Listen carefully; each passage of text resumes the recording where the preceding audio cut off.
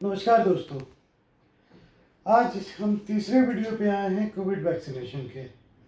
आज हम वो कॉमन क्वेश्चन जो बार बार मेरे से लाइव टीवी प्रोग्राम पे पूछे जाते हैं वैक्सीनेशन के विषय में, जो लोगों के मन में शंकाएं होती हैं, क्वेश्चंस होते हैं, आज उन सवालों को हम डिस्कस करेंगे।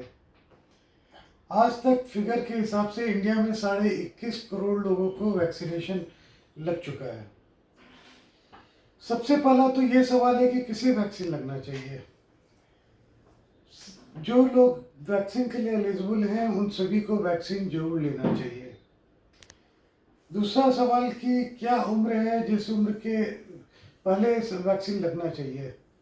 इंडिया में अभी तक 18 साल से ज़्यादा उम्र के लोगों को वैक्सीनेशन के लिए परमिशन दी गई है, लेकिन बाहर की कंट्रीज़ में, वेस्टर्न कंट्रीज़ में 12 साल के ऊपर के बच्चों को भी वैक्सीनेशन की परमिशन दी गई है।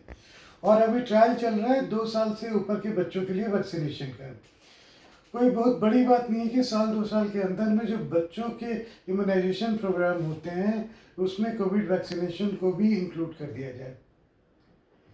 तीसरा एक कॉमन सवाल होता है कि अगर कोई औरत प्रेग्नेंट है या बच्चे को दूध पिला रही है तो उसे वैक्सीनेशन वो ले सकती है या नहीं ले सकती है। इससे बच्चे को कोई खतरा तो नहीं है। बच्चे को कहीं कोई खतरा नहीं है, बल्कि बच्चे को मदर से प्रोटेक्शन मिलेगी। जो ICMR का गाइडलाइन आया है नया, उसमें ये कहा गया है कि प्रेग्नेंट औरतों को और जो बच्चे को दूध पिला रही हैं उन्हें वैक्सीन जरूर लेना चाहिए। अगला सवाल जो कॉमनली पूछा जाता है कि लोगों को जिन्हें दमा होता है या कैंसर होता है या लंग्स की प्रॉब्लम होती है, ये लोग वैक्सीन ले सकते हैं या नहीं। जिन्हें भी लंग्स की प्रॉब्लम है या दमे की शिकायत है उन्हें ये वैक्सीन जरूर लेना चाहिए, क्योंकि जैसा कि सबको पता है कोविड-19 नॉर्मली लंग्स को ही अफेक्ट करता है और ऑलरेडी लंग्स कॉम्प्रोमाइज होता है आस्थमा के पेशेंट में या COPD के पेशेंट में। सिमिलरली कैंसर में इम्यूनिटी लो होती है, इसलिए वैक्सीन बहुत ही ज़रूरी होता है उन लोगों को बचाने के लिए। अगला क्वेश्चन आता है कि जिन्होंने लीवर या किडनी ट्रांसप्लांट करवाया हुआ है या जिन्हें किसी बीमारी की वजह से इम्यूनोसप्रेसिव थेरेपी पे दी गई है जिससे बॉडी की इम्यूनिटी लो होती है, उन्हें वैक्सीन लेना चाहिए या नहीं।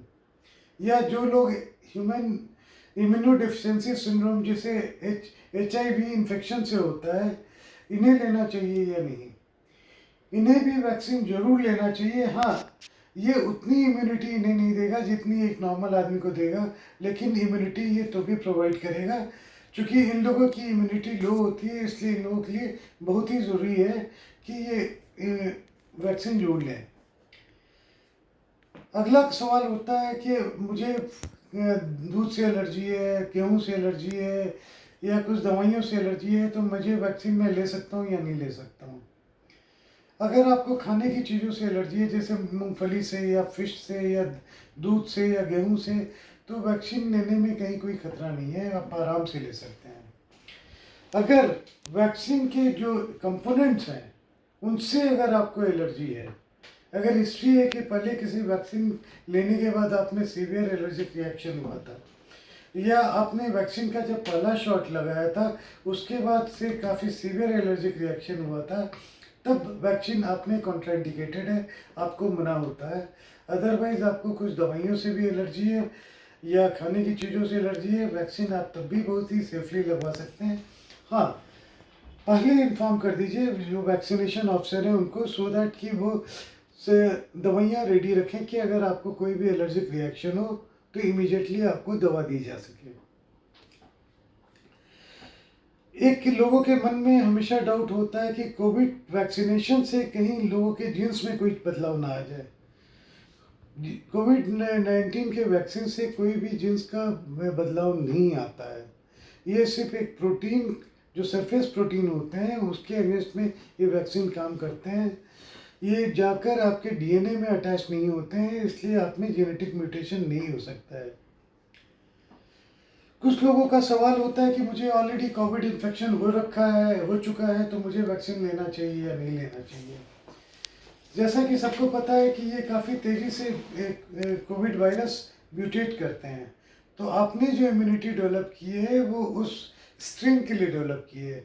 अगर काफ़ी स्ट्रेन म्यूटेट करता है तो आपको वापस इन्फेक्शन होने का खतरा है, इसलिए आपको वैक्सीन ज़रूर लेना चाहिए।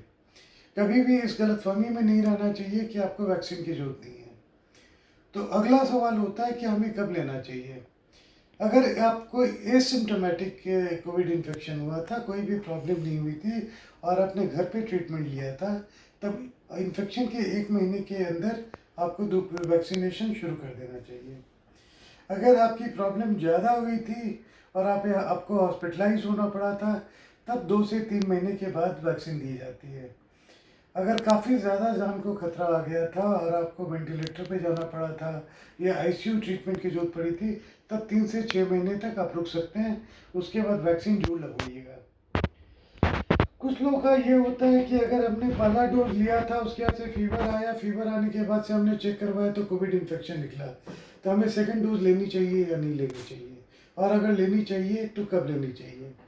ये काफ़ी कन्फ्यूजन है। अगर कोविड इन्फेक्शन आपको हुआ है और जो डिटेक्ट हुआ है कोविड वैक्सीनेशन के बाद, इसका मतलब कि ऑलरेडी इन्फेक्शन के इंक्यूबेशन पीरियड में आप थे जिस समय वैक्सीन आपने लिया है। कोविड वैक्सीन जो है आपको उस इन्फेक्शन के अगेंस्ट में प्रोटेक्शन ही देता है, आपको नुकसान नहीं करता है। वैक्सीनेशन से इन्फेक्शन नहीं होती है।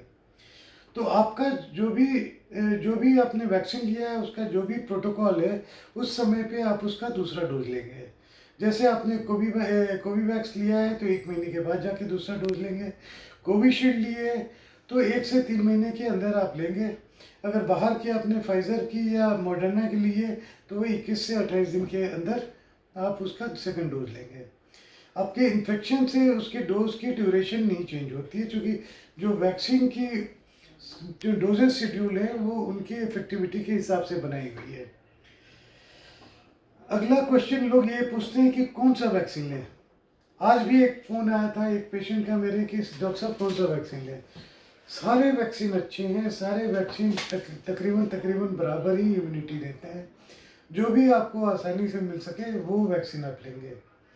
हाँ, इंडिया में अभी तक 3 वैक्सीन ही अवेलेबल हुए हैं, स्पुतनिक, कोविशील्ड और कोवीवैक्स। अगर आपने बाहर जाना है किसी दूसरी कंट्री में तो कोवीवैक्स अभी WHO में की लिस्ट में नहीं आया है, तो हो सकता है आपको वीज़ा मिलने में प्रॉब्लम आ जाए। अगर कोविशील्ड और स्पुतनिक लगवाया है तब आपको प्रॉब्लम नहीं आएगी, अगर इनका वैक्सीनेशन सर्टिफिकेट आपके पास है तो।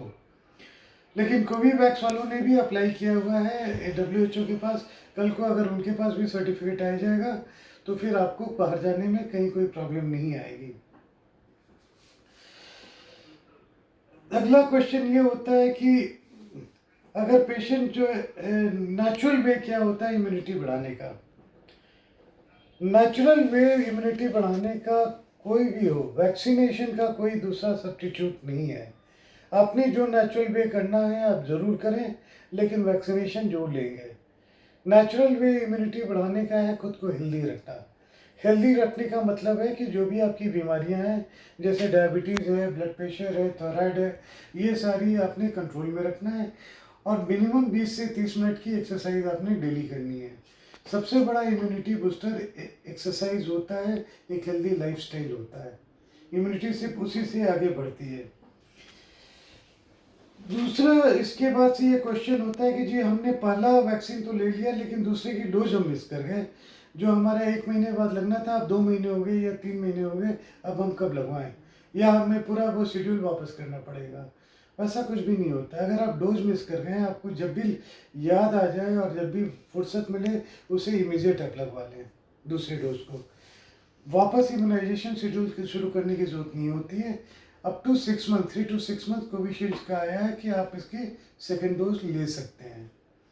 कोवीवैक्स भी आप 3 महीने के अंदर दूसरा डोज ले सकते हैं अगर आप डिलेड हो गए तो। एक क्वेश्चन हमेशा ये पूछा जाता है कि ये चूँकि वायरस काफ़ी म्यूटेशन हो रहा है तो कहीं ऐसा तो नहीं कि ये वैक्सीन से कवर नहीं होगा। ये कोविड-19 वायरस एक आरएनए वायरस है और सारे आरएनए वायरस की एक खासियत होती है कि बहुत तेज़ी से ये म्यूटेट करते हैं। म्यूटेशन बहुत कॉमन होता है। जो वैक्सीन है वो काम करता है उस सरफेस प्रोटीन पे जिसके थ्रू ये सेल से जाके अटैच होते हैं। क्योंकि कोई भी स्ट्रेन हो, ये जो प्रोटीन है जो आके सेल से अटैच होता है ये कॉमन होता है, तो ये कॉमन पाथवे है जिसको वैक्सीन जिसके अगेंस्ट में इम्यूनिटी देता है और आपको प्रोटेक्शन देता है। हाँ, फ्यूचर कोई नहीं जानता है, कल को ये फ्यूचर में चेंज आ जाए और स्ट्रेन ऐसा आ जाए कि वो प्रोटीन भी चेंज हो जाए, तब अलग बात है। लेकिन आज की डेट में जितने भी म्यूटेशंस हैं, मोस्ट ऑफ द म्यूटेशंस को ये वैक्सीन कवर कर देंगे। अगला क्वेश्चन ये होता है कि जी मैं ब्लड थिनर खा रहा हूँ या मुझे ब्रेन स्ट्रोक हुआ था तो मैं वैक्सीन लगवा सकता हूँ या नहीं लगवा सकता हूँ। ब्लड थिनर कोई कंट्राइंडिकेशन नहीं है। अगर आप ये वारफेरिन जो ओरल एंटीकोगुलेंट कहे जाते हैं अगर वो ले रहे हैं तो अपना पीटी आईएनआर जो करवाएंगे, अगर आईएनआर 4 के नीचे है तो वैक्सीन में कोई भी कॉन्ट्राइंडिकेशन नहीं है लेने का। अगर 4 के ऊपर है आईएनआर तो दवा कम करेंगे, ब्लड टेस्ट करवाते रहेंगे जब तक पीटी ये आईएनआर 3 तक नहीं आ जाए। जब 3 तक आ जाए तो 2-3 प्रिकॉशंस होते हैं जो लिए जाते हैं, जैसे बहुत पतली नली से आपको इंजेक्शन लेना होता है या 23 नंबर के लिए या 25 नंबर के लिए। वैक्सीन लेने के बाद जहाँ पे इंजेक्शन लगाया गया है वहाँ पे कम से कम 5 मिनट तक स्प्रिट स्वैप से पकड़ के रखेंगे, 5 मिनट तक उसे होल्ड करेंगे।